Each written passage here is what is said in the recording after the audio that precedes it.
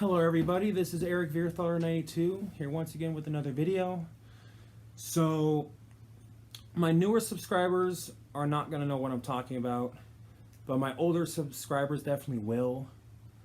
To sum it up to my newer subscribers, a few years back I tried making a movie, and since it's been a few years, it obviously didn't happen. Some of my subscribers asked me through Facebook Messenger what happened.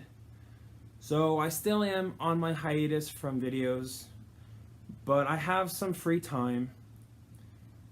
So I thought all of you should know what happened, why my movie never got made.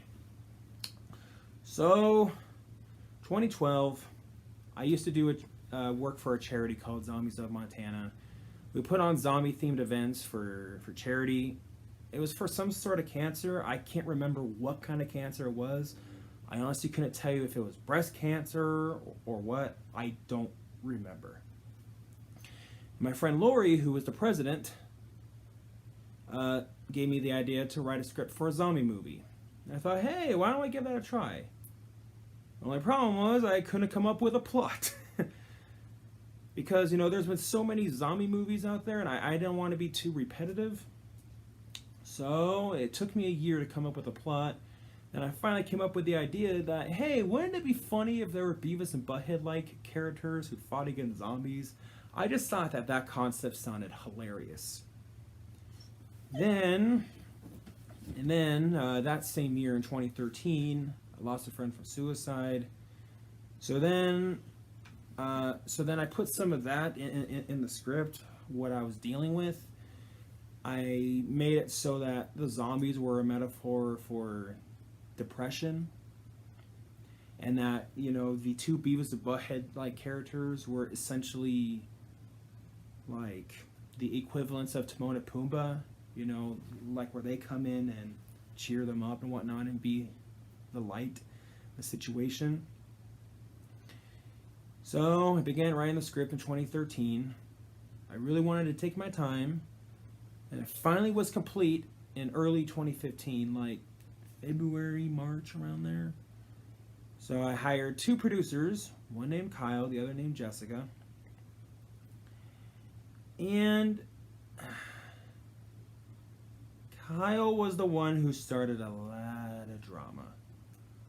There were a lot of behind-the-scenes drama that happened. He was already kind of the drama type anyway. But yeah, the movie pretty much didn't happen because of Kyle. He wouldn't listen. He would lie. He would not think things through. He would make us look like idiots. Oh man, he started so... Oh man. And I mean, he caused me to get so stressed out that I had to go from working full-time to part-time at my job because he wouldn't listen to me. He was starting drama. The stress from getting the movie made. Man, it really took a toll on me. And one time, when I wanted to find a house for a filming location, he went on a chat room. He met some 12-year-old girls. And he didn't tell me that they were 12-year-old girls until when we were in front of their house. And when they came out of the house, I was like, whoa, whoa, whoa. Kyle told me that he found somebody who could show us a house. When I saw they were 12 years old, I was like, whoa, whoa, Kyle. You mean to tell me you went on a chat room and you chatted with 12-year-old girls? You want to go hang out with them? Like, yeah, buddy, that can get you thrown in jail. He was really the argumentative type person. He would want to argue with you about everything, and I don't mean that hyperbole, I mean that literally. He would argue with you about everything. That's part of what caused me to get so stressed out with making the movie. He would say, oh, well, if I just don't touch them, I'll be fine. It's like, Kyle, that doesn't matter. They can easily scream rape, and it's their word against yours. I mean, that's how girls like that get raped. I'm sorry. I try to be a nice guy, but I'm going to be honest. Kyle was being a complete idiot. He started a lot of other drama, but that's just a testimony for how much he does not think things through. So then, Jess, the other producer, started to be unreliable. She wouldn't show up for the meetings. It was really pissing me off because she was wasting my time. Then I had a lesson, and then I let Kyle go. He did not take that very well. He then went and punched the other producer, Eric, just by coincidence, the same name as me. Punched him in the stomach over it. It's like, dude, that's assault, you moron. I mean, he got lucky that he didn't get thrown in jail over that. But yeah, I kicked Kyle out. I had to let Jessica off the movie because she was just being unreliable.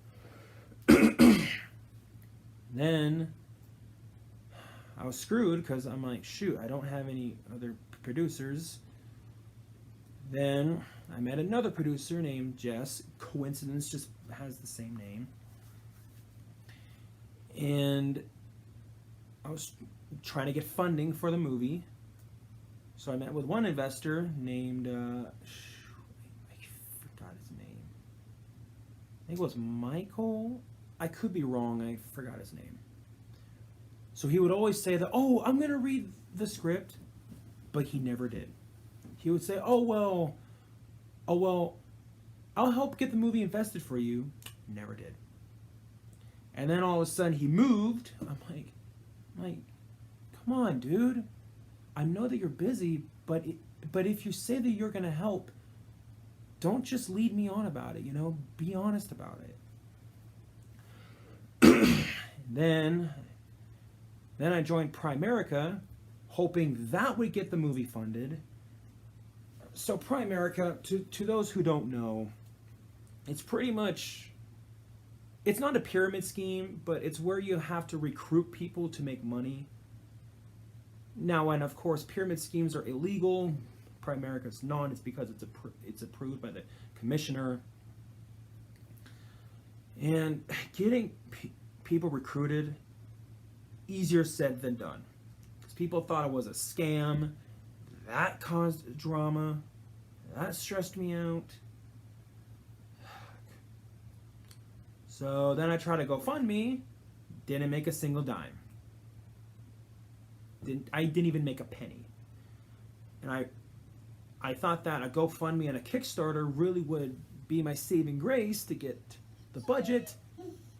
Dog, chill. Sorry, it's just my dog. He's just being needy. So, because I wasn't getting anywhere with Primerica anyway, I decided to just leave. I just couldn't take that drama anymore. So then, I couldn't find an investor. So I thought, shoot, maybe pay as much as I can for the movie out of my own pocket. I tried to save money. I tried to save as much money as I could because I thought that would be the only way to actually get it made. And then I hired some actors, but they wouldn't. But they would not show up. I mean, on the day of filming, we would try to contact them, but they would obviously ignore us. They would ghost us. And then when I called them out on it, and I was blunt, they then deleted me off Facebook. Some people just can't take honesty. And then all these other investors would screw me over. And then when I was moving into my apartment, the only way to pay to move into the apartment was if I used that money that I saved up so that I could move into my place. So then, no money. People kept screwing me over. Because of all the stress, I was feeling burnt out. Yes, I'm passionate about making movies, but man, I got so stressed out making the movie that I was feeling burnt out. And You know, I know that I've dogged on movies that I hate, like Rob Zombie's Halloween 2, Halloween Resurrection, the Lion King remake, etc. I mean, I've dogged on a lot of really bad movies. I can't believe I'm saying this, but I'm just being honest. I'll give credit where credit's due. Even though those movies sucked, at least they got it made. Excuse me. Because making a movie, it's not as easy as it seems. I mean, it's a nightmare trying to get a movie made. Because you have to rely on other people, and people are not always reliable. So, yeah. I mean, we complain about how movies are not original, and I definitely agree. You know, if it ain't broke, don't fix it, and whatnot. But we have to understand that the movie business is a business, whether we like it or not. They're not making the movie to only just please us. They have to please as wide of an audience as possible. And if it's a big name like The Lion King, it'll be more of a guarantee to make their money back. And because these Disney remakes have the nostalgia factor, they have the advantage of getting made. And I thought that I would have the advantage of getting a zombie movie made because zombie movies were really, really popular due to The Walking Dead. And then I thought that, hey, the movies trying to spread suicide prevention awareness, whatnot, I thought that would give me the advantage too, because I was really passionate about getting that kind of awareness out there. And yeah, but sometimes even that's not going to be a guarantee. I mean, look at Terminator: The Dark Fate. That has the nostalgia factor. That has the big name factor. The big name to it. But even that flopped. So yeah, I mean, it sucks. I never got the movie made. I tried everything I could to get the movie made. But next time when you see a bad movie, you know, of course, voice your opinion, but don't be too hard on them. I know that I was hard on Lion King remake and whatnot, but you have to understand that in my Things That Piss Me Off series, I'm blatantly trying to be over the top about it just for comedic effect. You know, it's just for craps and giggles pretty much. So yeah, I mean, even if a movie sucks, you have to give them props. At least they got it made. A really good example, The Room. That's a terrible movie. It's notorious for being one of the worst movies ever made. But at least Tommy Wiseau actually got it made. I mean, getting a movie made is pretty much the equivalent of winning the lottery. It's pretty much the equivalence of, you know, something like that. I can't think of anything else, so I'm just going to use that as an example because it's already a good enough example. Winning the lottery, it's not always going to be a guarantee.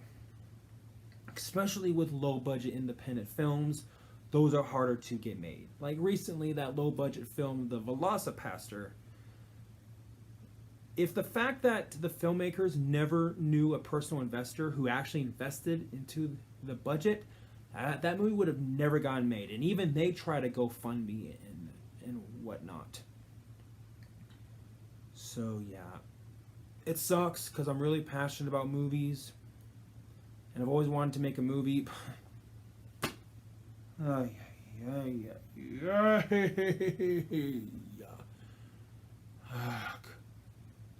I go to film school,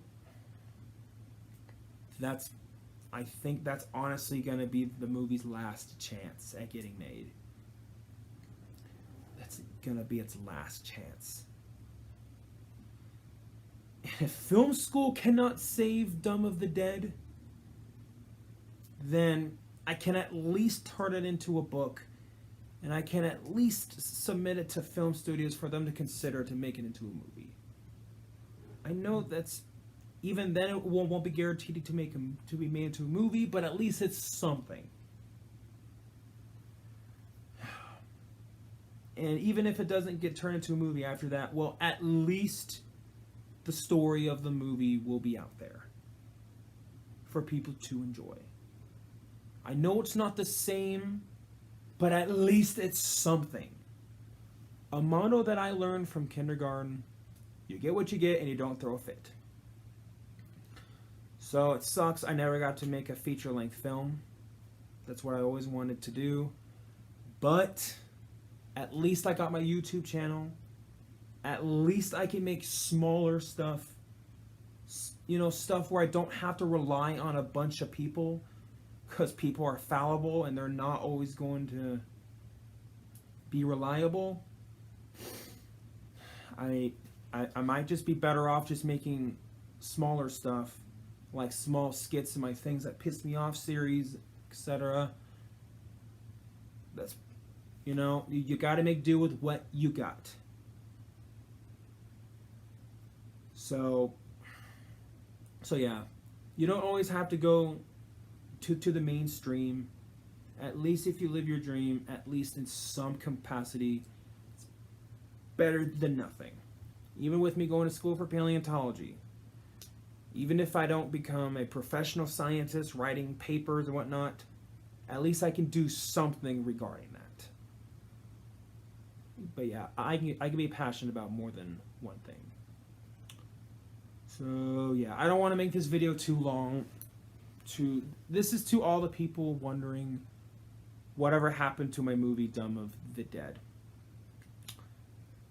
So yeah, the movie pretty much died last year when I decided to go back to school to put my full focus on that, and when I had to sacrifice the movie's budget so that I could move into my apartment. Because my parents really wanted me out of their house. So yeah, that's the story. I know it sucks the movie never got made, but it is what it is. At least I can live my passion of movies, at least in some capacity. It's better than nothing.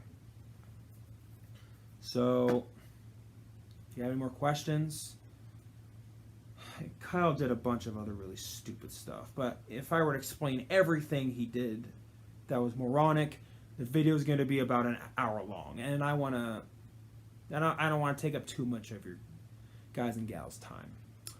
Thank you for watching. Have a fantastic day. Bye-bye now.